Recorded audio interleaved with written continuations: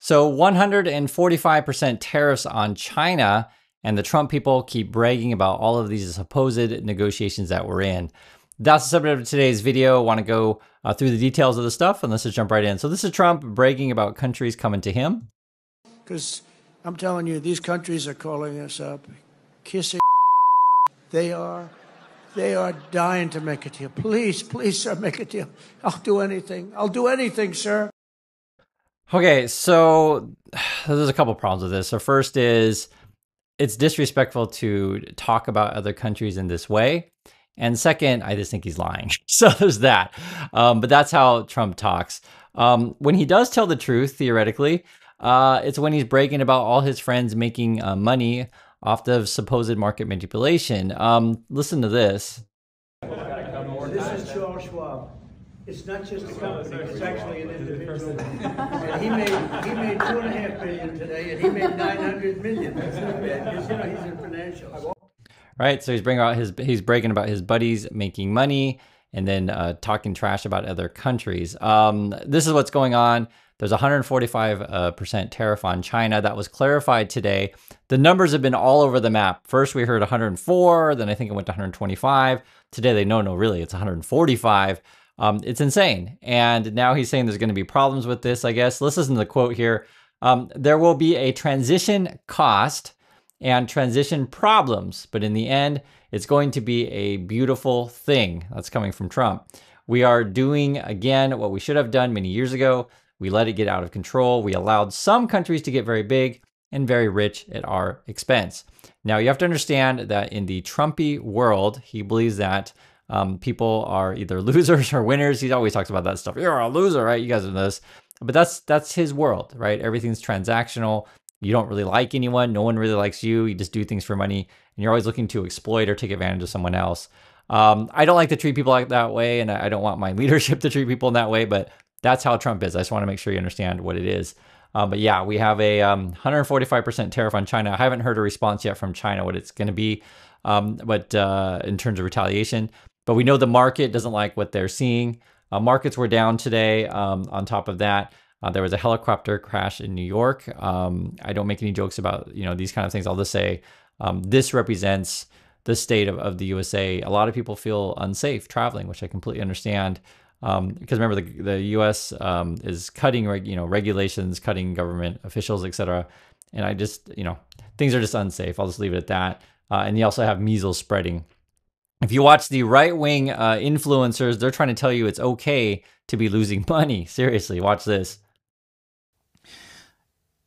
Losing money costs you nothing. This is just the reality of life. Were you young and dumb? How much money did you lose? Everyone loses money. Everyone loses money. It costs you nothing. In fact, it builds quite a bit of character. In fact, you learn a lot of lessons, actually, by losing money.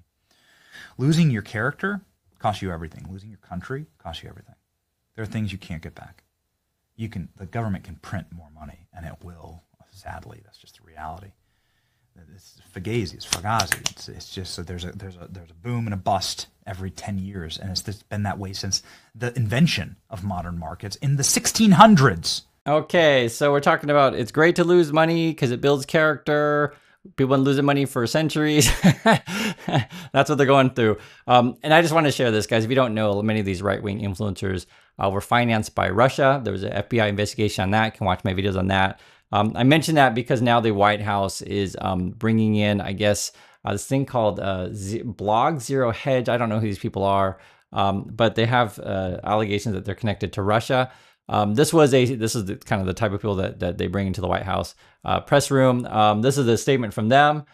They say, "We are excited that after we were banned on virtually every social media platform due to a propaganda war against free speech by the previous administration." So basically, like I said, they had connections to Russia, and also survived an unprecedented demonization and smear campaign that sought to destroy us. We managed to end up in the White House. So again, that's where we're at, is we're being more friendly to Russia. On top of that, or I should say entities that promote Russian ideas. On top of that, the White House is now bragging that we have even more deals and negotiations than previously thought. Listen to this. You simply look where we are now, we've got a 10% global tariff in place, and we're taking in about probably $4 billion a day. Well, we were losing $4 billion. We're taking in about 2 or 3 billion now. So that's all to the good. We're clawing back some of that dangerous. So I guess we're making tons of money, guys. If you feel that way, please let me know. But that's what they're claiming here, supposedly. Trade deficit. And we've set a 90-day negotiation in motion where at least 90 countries now want to come in and see us. Did you hear that? So now we've jumped it up to at least 90 countries want to come and see us. Before it was 50, then 60, then 70. The number they were talking about earlier today was 75. Now I guess it's up to 90. I mean, I call BS on this, but I'm just showing you what they say. And I do want to see a list of the full countries. I'm kind of curious how they're making these numbers, but it is what it is. And what they're going to do is literally offer us collectively hundreds and hundreds of billions of dollars of opportunity to bring manufacturing here, to sell energy there, and do all sorts of things to balance our trade. We are in a beautiful place. And everything's going great, guys. That's according to them. Here's the thing. This is actually an interesting chart. Basically, it shows sort of where tariffs are.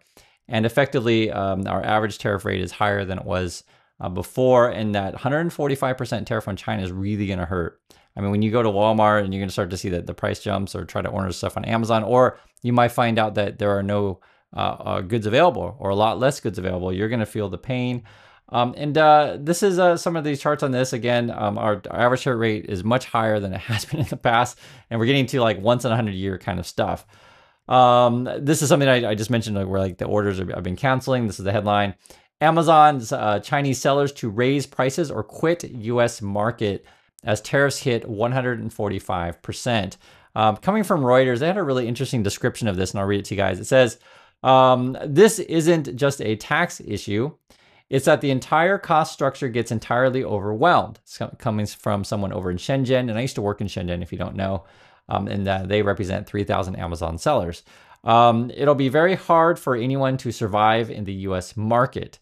Some sellers are looking to increase prices in the U.S., while others are looking to find new markets. The tariffs will severely impact China's small enterprise and manufacturers, and also rapidly accelerate the country's unemployment rate.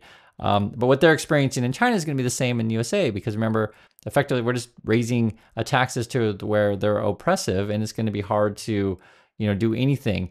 This also came out today. Record share of credit card accounts descend into debt as stock market ricochets. Basically, there's a lot of people who are just making minimum payments, and there's also a lot of people who have double-digit credit card percentage rate interest rates. So if prices skyrocket and you got people already struggling to meet their needs, and they have carrying a lot of debt, it could get really, really ugly. That's why I'm showing you guys this stuff. And even on people who are, say, a little bit more financially well off, they're feeling the pinch, because they feel like, I'm in a home, I'm trying to pay it down, etc. But I just feel like I'm house poor because property taxes are so high, and you guys know this, and you can't really tap into your home equity necessarily. Some people do, but just the way the finances shake out, especially if you're on fixed income, it gets really, really scary when you have any jumps of inflation or these crazy moves in the tariffs that Trump is making. So I just want to mention that this was kind of an interesting story, though. But basically, home costs are really, really high, and even though people might be have wealth on paper, they don't feel so wealthy. And I'm sure you guys know what I'm talking about. This is also Karen Levitt. She has stuff to say about the current situation. Watch this. It's the policy of this White House and the Trump administration to put America first, to bring back jobs that have been flawed overseas, to no longer allow China to dump cheap foreign products into the United States of America while they prevent American-made products from entering their market. China has been taking advantage of the American worker for decades. Both Democrats and Republicans. I find it so strange, though, the way that she talks. Like, much of the U.S., I'll just talk about Walmart again, like, you go there to buy cheap Chinese goods. And I don't know if you feel like that China's taking advantage of you by selling cheap goods. I don't know if Americans feel that way. That's why I'm just like, what are you talking about? It's a bit strange. In terms of American products being sold in China, we sell all sorts of stuff and trade all sorts of things in China. They try to make it act like that China's just always taking advantage of USA all the time. There are some problems. I want to acknowledge that there are some problems. I would say IP problems a big one, or when you want to enter the Chinese market, you have to partnership with a local company. That's sort of how they do business there. If you want to do business there at all, so they are more restrictive than USA. I'll definitely say that.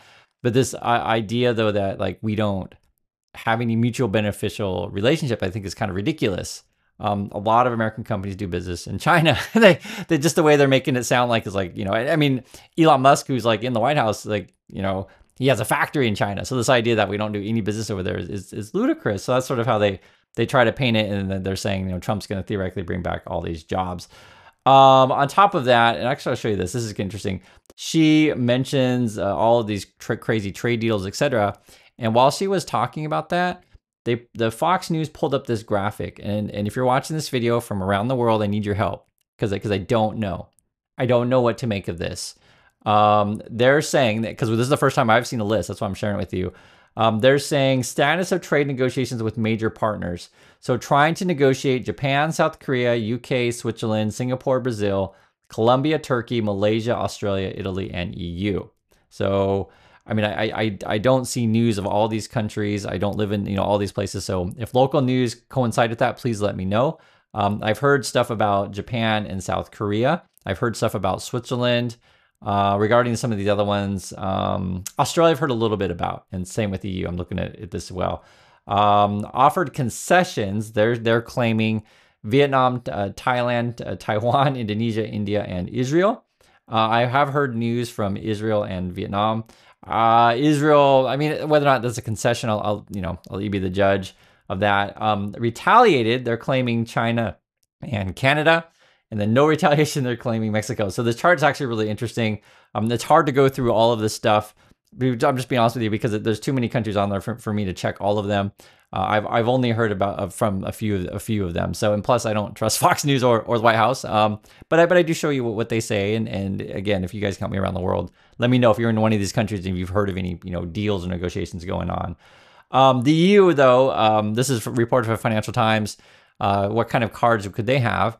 They're talking about possibly taxing our tech companies, which there already, have been more regulations in the EU regarding, monopoly laws, etc. This is a quote here because essentially they're more strict than the US is. Quote, we are developing retaliatory measures. There's a wide range of countermeasures in case the negotiations are not satisfactory. She said that they conclude tariffs on services trade between the US and EU.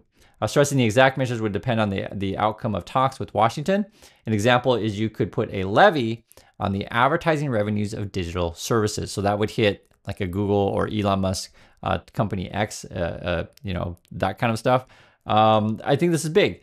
And also I want to show you guys this. The EU, they're talking with the United, was it the Emirates, I guess, UAE. You're also talking with Canada. The EU is also talking with New Zealand. So the way the Trump people always make it sound like is everyone's come groveling to the USA. It's not necessarily the case. I just wanted to show you, like, say, the EU situation where we're thinking about, hitting your companies with taxes, and we're making relations with other countries. I see this happening around the world. It's not that crazy of a thing. If you want to do business in USA, you have to deal with an unreliable Donald Trump and crazy tariffs, right? So just go somewhere else. Also, the Trump math doesn't make sense. This was called out by the Wall Street Journal. They're basically saying when he talks about deficits, etc., talking about trade, they may not necessarily be including services, which can include like, financial stuff, streaming stuff, all kinds of things. The point being is a lot of stuff that Trump says is untrustworthy. And I think you guys know this, but this is sort of why it's important to have an independent, media to fact check stuff. The problem is that Trump they just say too many lies all day, and it's hard to keep track. Like the same way I showed you that list of countries that supposedly now are in talks, or ones that supposedly make concessions. I mean, I can't check whether or not Thailand did. I don't know. And the local news is going to be in Thai. It'll be a lot easier if someone from Thailand to say, hey, this is what's going on there. If you guys know anything. This is China and Mexico talking about services. The U.S. has surplus in a lot of these types of places. You could be talking about these types of companies, be it MasterCard, Meta, Visa, Netflix, Alphabet, Microsoft, Oracle, JP Morgan Chase, and Berkshire Hathaway. So don't think that the USA doesn't do business in other countries. That's the way that they make it sound like, or don't think that other countries don't, do business with our companies. They misrepresent things quite a bit. That's why I show you this stuff. So you know how Trump is always talking about China and Vietnam, and they're talking about bringing back jobs in the USA. And I've posed this question before: would we make clothes in the USA? Is that the end game? This is from Financial Times and Uniqlo. It says tariffs will not halt supply chain shift to Southeast Asia. Right. So the idea was, instead of making things in China, go to Vietnam. Don't come necessarily to USA. This is what it says. However, he said U.S. levies were unreasonable and could not be sustained. That if the current trade war continues, then the big countries may be okay, but the developing countries, it will be a catastrophe. And he insisted garment manufacturing would not return to the U.S., given it is primarily a financial and information economy. That's the view of Uniqlo, like a major clothes manufacturer, because I just keep saying, like, do you really think Americans are going to make clothes? Is that the kind of jobs that USA wants to get under Trump? Uniqlo says we're not doing it. It's right there. Now there may be some jobs coming to the USA. I'm just being honest with you. Novartis is kind of an interesting one. So pharmaceuticals could be a possibility. So they're making a pledge. It says, this has came out a few minutes ago. Novartis pledges 23 billion U.S. investments as tariffs loom. And then they're making this over 5-year pledge. I guess Eli Lilly and Merck and Johnson & Johnson theoretically have done this as well. When Trump comes up with these numbers and he keeps making it bigger and bigger and bigger. I think last time I heard it was $7.5 trillion investment or something like that. A lot of this could be smoke and mirrors, because they're telling companies to give them or give a projection of a 5-year pledge, and so no one has broken ground and no money has changed hands yet. It's just a pledge, because if the economy tanks, pledges can be canceled very, very quickly, which is something that happens. And then you also have this. Trump was talking about China. Listen here. President, can you talk to us about your communications with China? Has President Xi reached out at all since the tariff? Well, I don't want to say who's reached out. I just say that I think it's going to work out, hopefully well. They're very big. It's hard to get over, if you're me, what they've done to our country.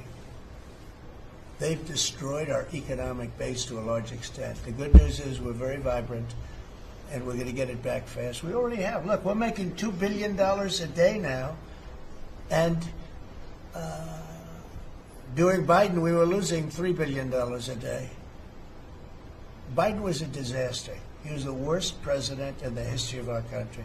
And to me, worse than that, because the money you can make if you have the right guy in this position. That's who Trump is. If you just listen, the money you can make if you have the right guy in this position. And who's making the money? Trump and his buddies. That's his plan. So want to hear your thoughts? Thank you for watching, and I'll catch you on the next video.